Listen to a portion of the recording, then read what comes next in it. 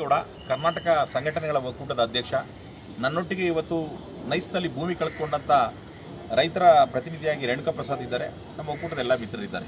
ಇವತ್ತು ನಾವು ಪತ್ರಿಕಾಗೋಷ್ಠಿ ಮಾಡಿದ ಉದ್ದೇಶ ಇಷ್ಟೇ ಸ್ನೇಹಿತರೆ. ಏನು ಕಳೆದ 2003ರಲ್ಲಿ ಏನು ಬೆಂಗಳೂರಿನ ಅಭಿವೃದ್ಧಿಗೋಸ್ಕರ ಭೂಮಿಯನ್ನು ಸರ್ಕಾರದ ಅಂಗಸಂಸ್ಥೆಯಾಗಿರ್ತಕ್ಕಂಥ KIDB ಖುದ್ದಾಗಿ ವಶಪಡಿಸ್ಕೊತದೆ ರೈತರಿಗೆ. ಏನಂತ BMICP ಒಂದು ಯೋಜನೆ ಆಯ್ತದೆ, ನಿಮ್ಗೆ ಎಲ್ಕ ಅನುಕೂಲ ಆಯ್ತದೆ ಅಂತ. ರೈತರು ಅವತ್ತಿನ ದಿನ ಕಾಂಪನ್ಸೇಷನ್ ದರ ಎಷ್ಟು ಕೊಟ್ಟಿದ್ದಾರೆ ಅಂದರೆ 6 ರಿಂದ 8 ಲಕ್ಷ ಕೊಟ್ಟಿದ್ದಾರೆ ಎಕರೆಗೆ. ಇವತ್ತು ಆ ಭಾಗದಲ್ಲಿ ಕೋಟಿಗಟ್ಟಲೆ 30-40 ಸೈಟ್ 60-40ಗೆ ಕೋಟಿ ಆಗಿದೆ. ಇವತ್ತು ರೈತ ಭೂಮಿ ಲ್ಯಾಂಡ್ಲಾರ್ಡ್ ಆಗಿದ್ದಂಥ ರೈತ ಇವತ್ತು ಜವಾನ ಆಗಿ ಅದೇ ರಸ್ತೆಯಲ್ಲಿ ನಿಂತಿದ್ದಾನೆ. ನಮ್ಮ ಹೋರಾಟದ ಉದ್ದೇಶ ಇಷ್ಟೇ. ಅವತ್ತು ನೀವು ಕೊಡುವಾಗ ರೈತರನ್ನ ಪುಸಲಾಯಿಸಿ ನಿಮಗೇನು ಒಂದು ಎಕರೆಗೆ 60-40 ಭೂಮಿ ಕೊಡ್ತೀವಿ ಅಥವಾ ಅರ್ಧ ಎಕರೆಗೆ 30-40 ಕೊಡ್ತೀವಿ ಅಂತ ಏನು ಒಪ್ಪಂದ ಮಾಡಿ ಸೈನ್ ಹಾಕಿ ಕೊಟ್ಟಿದ್ರಲ್ಲ ಸರ್ಕಾರದ ಮೂಲಕ, ಅದನ್ನು ಈಗಲಾದರೂ ಕೂಡಿ 20 ವರ್ಷ ಆಗಿದೆ, ರೈತರು ಹಾಳಾಗೋಗಿದ್ದಾರೆ ಅಂತ ಹೇಳುವುದೇ ನಮ್ಮ ಆಗ್ರಹ. ಇವತ್ತು ಮುಖ್ಯಮಂತ್ರಿಗಳು, DCM, ಲೋಕೋಪಯೋಗಿ ಸಚಿವರು ಎಲ್ಲ KIDB ಅಧಿಕಾರಿಗಳನ್ನೆಲ್ಲ ಭೇಟಿಯಾಗಿ ಈ ಕುರಿತಾಗಿ ದಾಖಲಾತಿನ ಅವರೇ ಮಾಡಿದ್ದನ್ನೆಲ್ಲ ಬಿಡುಗಡೆ ಮಾಡಿದ್ದೀವಿ. ಇವತ್ತು ಒಂದು ದೊಡ್ಡ ಮಟ್ಟದ ಎಚ್ಚರಿಕೆ ಕೊಡಬೇಕು ಅಂತ ಈ ಪತ್ರಿಕಾಗೋಷ್ಠಿ ಮಾಡಿದ್ದೀವಿ. ಈ ಒಂದು 15 ದಿನ ಸಮಯ ಕೊಟ್ಟು ನಿರ್ಣಾಯಕವಾದಂಥ ಹೋರಾಟವನ್ನು ಕಳೆದ ಮಾದಾವರದಿಂದ ಎಲೆಕ್ಟ್ರಾನಿಕ್ ಸಿಟಿವರೆಗೆ 41 ಕಿಲೋಮೀಟರ್ ನೈಸ್ ರಸ್ತೆ ಏನಾಗಿದೆ BMIC ಪ್ರಾಜೆಕ್ಟು, ಎಲ್ಲ ರೈತರನ್ನು ಒಗ್ಗೂಡಿಸ್ಕೊಂಡು ಕರ್ನಾಟಕ ಸಂಘಟನೆ ಒಕ್ಕೂಟ ನಿರ್ಣಾಯಕವಾದ ಹೋರಾಟ ಮಾಡ್ತದೆ ಸರ್. ಆ ಹೋರಾಟಕ್ಕೆ ಎಲ್ಲ ಅವತ್ತಿನ ದಿನ ಕನ್ನಡ ಪರ, ದಲಿತ ಪರ, ರೈತ ಪರ, ಸ್ತ್ರೀವಾದಿ ಪರ ಎಲ್ಲ ಸಂಘಟನೆಗಳು, ಜನಪರ ಸಂಘಟನೆಗಳನ್ನು ನಾವು ಒಗ್ಗೂಡಿಸ್ಕೊತೀವಿ ಸರ್. ಹೇಳಿ.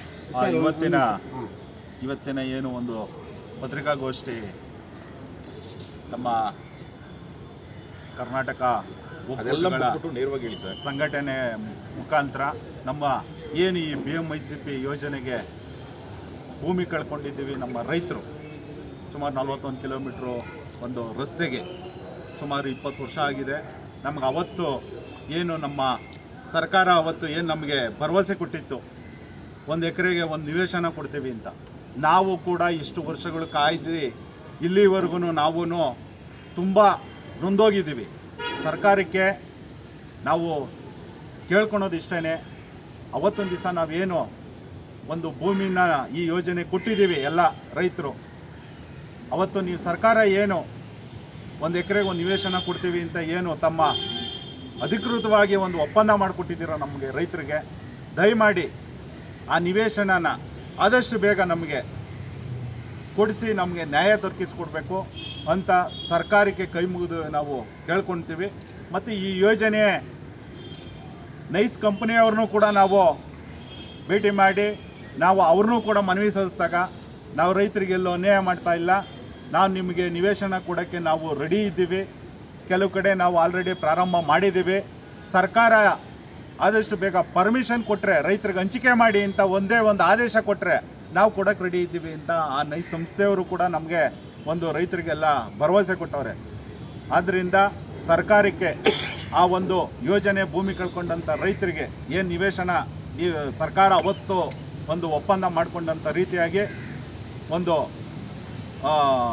ನಿವೇಶನ ಕೊಡೋಕ್ಕೆ ಆದಷ್ಟು ಬೇಗ ಆ ಸಂಸ್ಥೆಗೆ ಒಂದು ಆದೇಶ ಕೊಟ್ಟರೆ ನಮ್ಮ ಎಲ್ಲರಿಗೂ ಕೂಡ ನಮ್ಮ ರೈತರಿಗೆ ಒಂದು ನ್ಯಾಯ ದೊರಕಿಸ್ಕೊಡ್ತದೆ ಅಂತ ಈ ಪತ್ರಿಕಾಗೋಷ್ಠಿ ಕರೆದಿದ್ದೀವಿ.